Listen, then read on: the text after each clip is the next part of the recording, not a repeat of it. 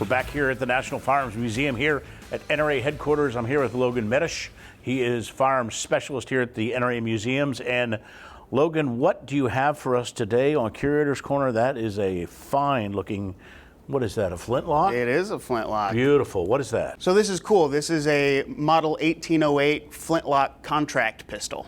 So it was a United States military handgun very early on in our stages of issuing actual weapons made here in the United States for United States soldiers.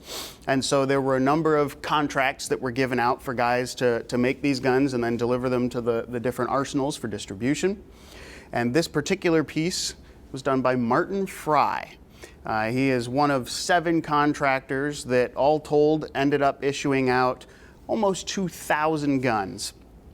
And Martin ended up producing 116 pistols, all flintlocks. He sent them to the Schuylkill Arsenal, and they went through and were evaluating the quality and the workmanship along with the other 6 contractors that had submitted guns for this contract. And they discovered that out of the 116 pistols that he submitted, 113 of them were unfit for service. Oh. Yeah. That's not good. No, not good at all. And unfortunately, this was not an isolated incident. The other 6 contractors also subpar products. All told, 1,802 guns were submitted, and every single one of them they had to junk. There was a great quote from when they were reviewing these guns. One of the guys actually said it would have been better to throw the whole amount in the river than to have purchased them. What was subpar about them? Just the way they were manufactured, the tooling, the barrels, or just everything? Well, you know, as with everything in the government, there are certain specs that you have to meet. And these guns were just not meeting the specs. Mil-spec. Right, yeah, the mil-spec, very early mil-spec, and they weren't meeting it, you know. Wow. These guns just weren't up to snuff. And so that's not encouraging. No, it's not encouraging, but you know, thankfully. Yeah, they checked them. Right, thankfully they checked them, and thankfully they didn't issue them, you know. But unfortunately, the government paid for them, you know, so they still spent a bunch of money for all these guns. Some things haven't changed, have they? Yeah, unfortunately, you know.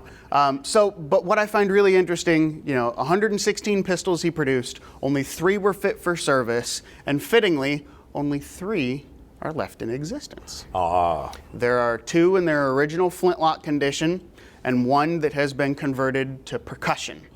And this is 1 of 3 and 1 of only 2 in the flintlock configuration.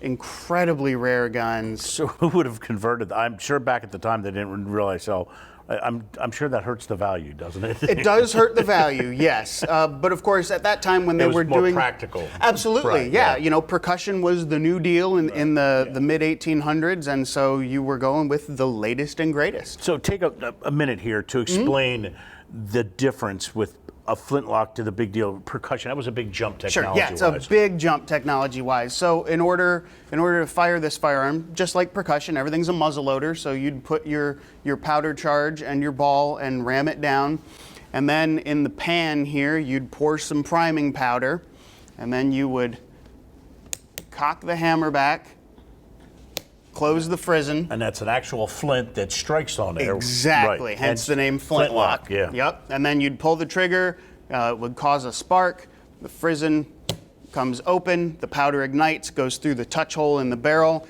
and kaboom. So percussion cap does not have a flint anymore. No, it's all self-contained in the cap, so you don't have to deal with loose powder. It was just faster and easier. And moving towards eventually the fully enclosed cartridge, absolutely. That kind of early primer percussion cap, I guess, was sort of stepping in that direction. Right. So, yep. Yeah. Yeah, everything's building upon the technology before it. You don't get to the self-contained metallic cartridge without percussion and without flintlock. Right. So. Beautiful. So that's here at the National Firearms Museum. It is. We've got a Gorgeous. Display of pistols, a wide array of United States Marshall pistols, some of which are also, you know, others are incredibly rare. This is not the only thing that we have in that case that's 1 of 3 or 1 of 1 or experimental. There's a lot of stuff in that case that you will not see anywhere else.